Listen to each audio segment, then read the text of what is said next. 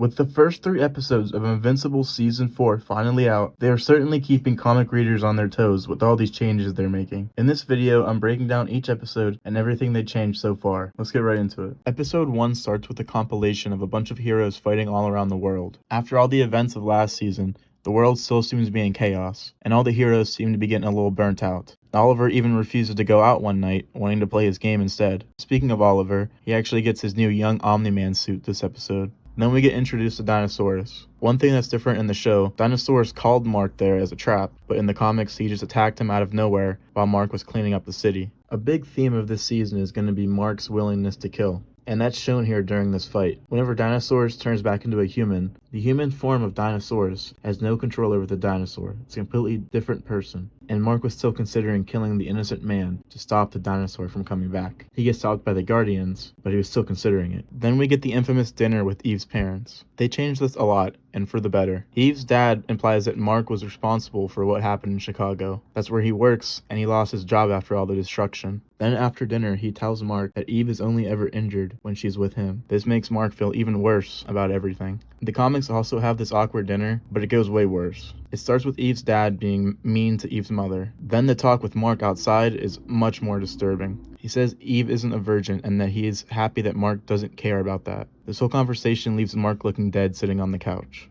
Mark says they didn't talk about anything important, and he's right. That's why I like the show's version better, because they actually talked about something important. Because people are a lot more divided right now whether or not Invincible is responsible for everything. We see that Paul and Debbie are still dating, but in the comics, Paul wasn't important at all. It makes me wonder what's going to happen when Nolan comes back. Universa was also introduced here, and during that fight, Eve's powers fail, but just like in the comics, she knocks her out with a punch. Next is the big Sequid invasion. They did this so well in my opinion. The Sequids look so creepy here, and I love watching them infect people like a zombie apocalypse. To stop the Sequids, Mark takes out the last host, killing an innocent man. The crazy part is that Bulletproof was so close with what they needed to save him, but the force field was about to break, and Mark was not taking any chances anymore when it comes to protecting the people he cares about. This is something he made clear in the season 3 finale. So if anyone else ever puts my family or anyone I love at risk, I won't hesitate to kill them.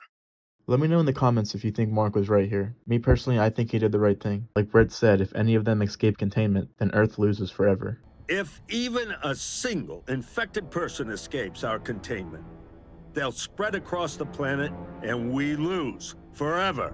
The comics are very similar to this, but in the comics the Guardians were all pinned down and there was no way left to save the host. All hope was lost, so Mark took him out. The episode ends with Conquest breaking out the exact same way he did in the comics, with Cecil looking all stupid. I always wondered why Conquest didn't go back and have a rematch with Mark right then and there. Maybe he wasn't fully healed, or maybe he just didn't want anyone to see him naked. Either way, he flies off into space. Episode 2 has to be one of my favorites in the entire series. It starts off with a flashback to Nolan when he was Mark's age. He looks so much like Mark too. None of this was in the comics. He was teaching a group of young Viltrumites, and we got to see how messed up growing up on Viltrum was. His parents arrive, and they instantly attack him to celebrate his day of adulthood. They only showed mercy because he fought well. I hope to never see either of you again.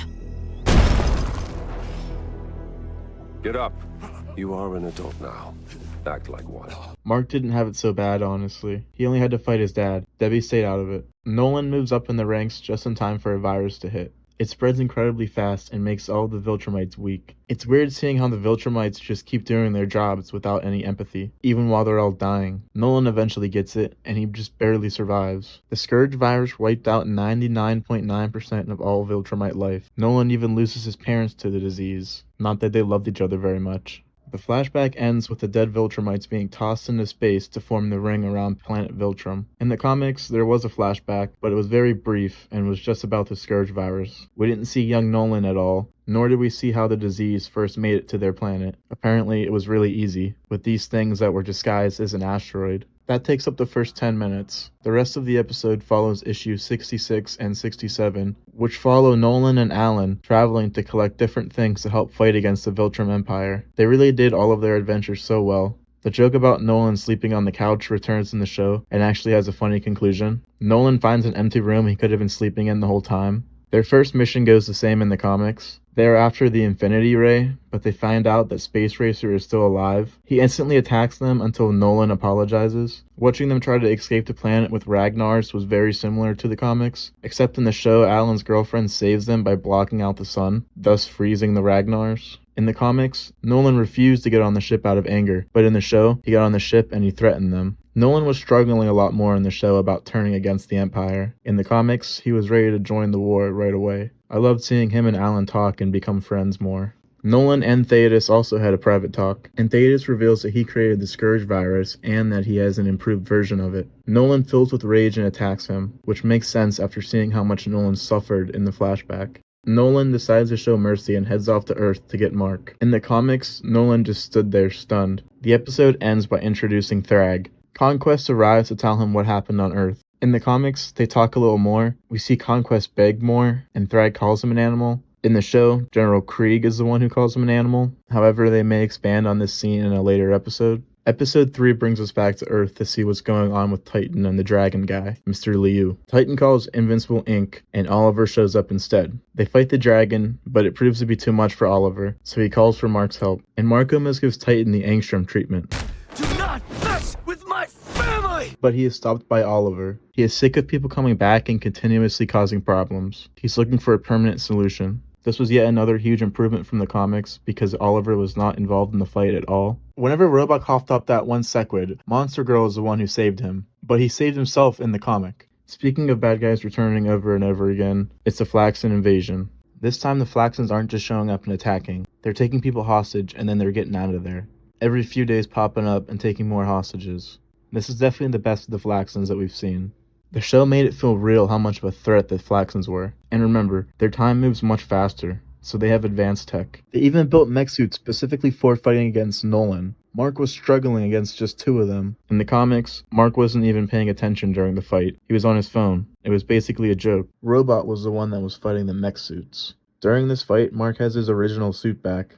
Britt in the show was all for Robot's idea of going in to finish the job, but in the comics he was yelling at him to stop. Just like how Cecil was yelling at him to stop in the show. Mark has a talk with Cecil about his actions during the Sequid invasion. Cecil actually agrees with him and says he did the right thing. In the comics, Cecil was way more antagonistic and was pretty much calling Mark a hypocrite. In the show, D.A. Sinclair specifically went out of his way to apologize to Mark, and Cecil swears he didn't set it up, but in the comics it actually was planned. At one point during their conversation, Cecil says he gave up sleeping a long time ago, and well, he wasn't lying. In the comics, he tells Mark that he sits in a puddle of goo for an hour a day instead, and we even see him doing that in the intro of episode 1. The episode ends with Titan and Mr. Liu both rejoining the Order. We'll have to see where the storyline goes in the next season. Then we see that Eve is pregnant. In the comics, she actually yells at Mark to go away. In conclusion, these are all great episodes and I can't wait for the rest. I will be making more videos just like this if this does well, so if you enjoyed, please leave a like, subscribe, and comment your favorite thing about these episodes. Thanks for watching.